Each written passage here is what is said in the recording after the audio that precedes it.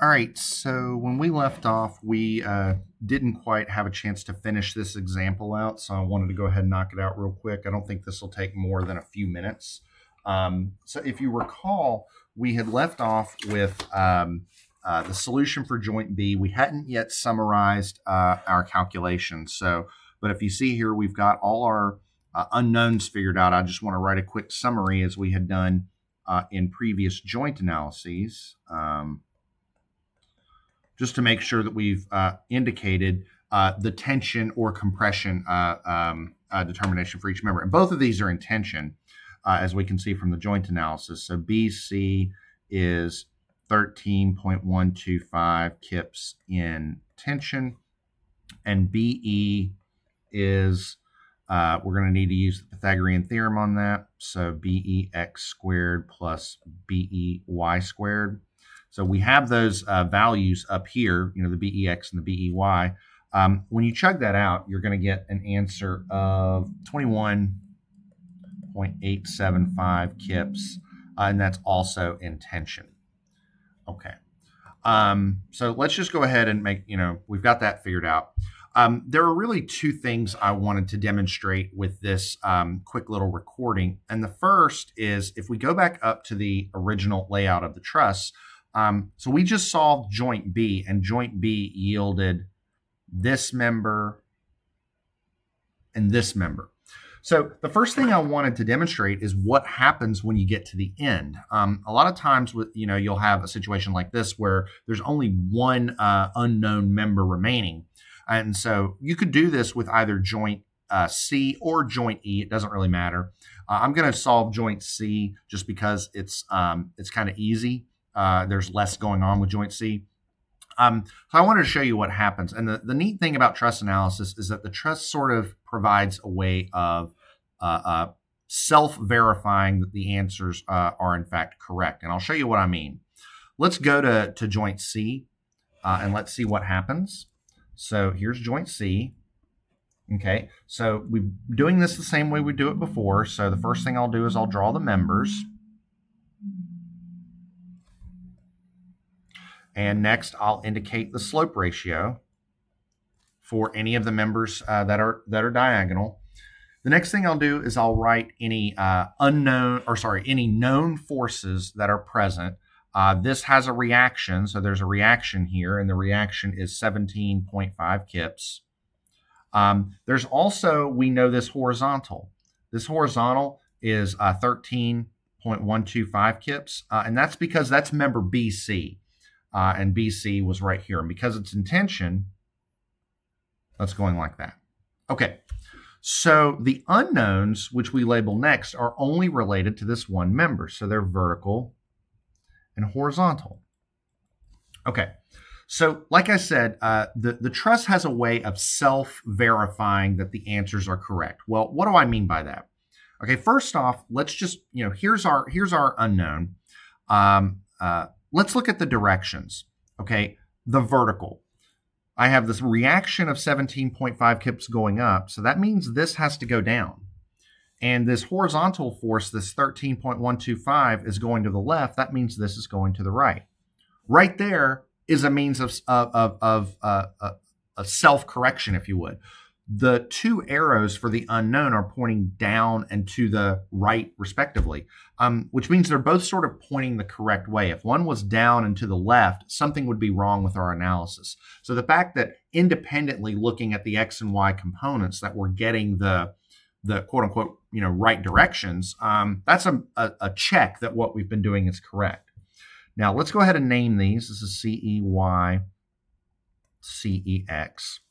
Let's figure out what they are. Okay, so if I sum forces in the X direction, I'm going to get that CEX is 13.125 kips this way, and summing forces in the Y direction says that CEY is 17.5 kips down. Sorry, pen got away from me. Down. Okay, so this is the part that's kind of cool. Let's look at this. So note.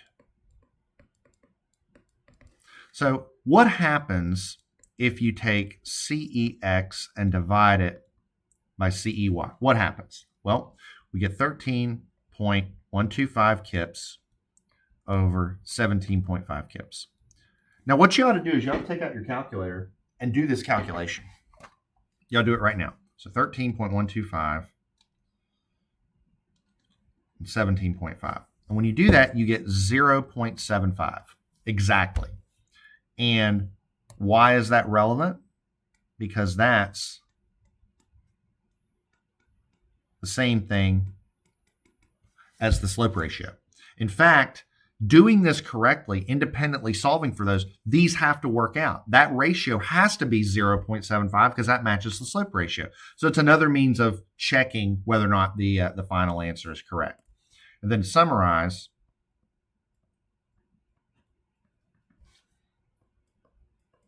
just use the Pythagorean theorem. And we get, in this case, 21.875 kips in compression.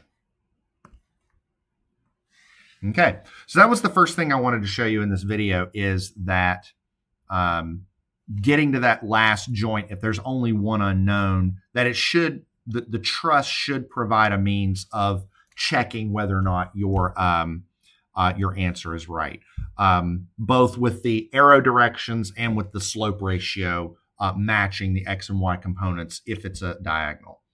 The second thing I wanted to show you is how I kind of want the final answer. And how I want the final answer is just on a diagram. So you've probably seen this before in statics, but it's usually just customary to just report your answers on a diagram of the truss. And in fact, sometimes it's kind of nice to have this diagram on the side and just, as you're solving the truss, jot these down. Okay.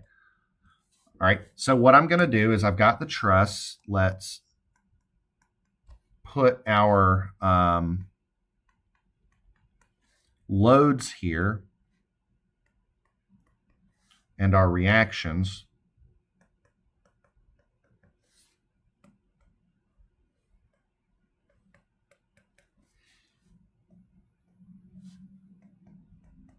So I'm sort of indicating these are the loads, the external loads on the system that are maintaining equilibrium. And let's make sure also that we've labeled this. So what do we have? We have, this is A, B, C, D, and E. Let's go ahead and do this.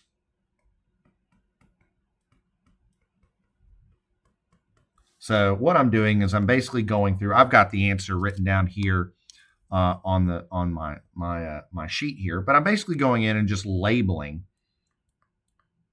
where I'm getting these. So for example, looking at member AD. So I go back up to joint A. Joint A is where I solved for this, and you can see it right here that this is 15.625 kips in compression. That's member AD. So I'm going down here to member AD and writing 15.625 kips in compression. All right, so that's where that's coming from. Let me go ahead and erase that little circle right there. And so I'm just doing this for the rest of the truss. So this is 3.125. This is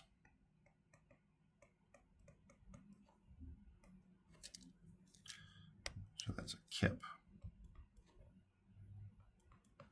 And this is 21.875.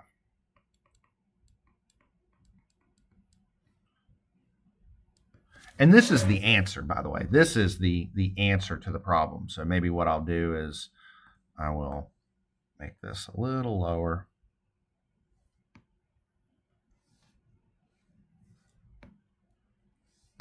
Make that a little lower. And we'll say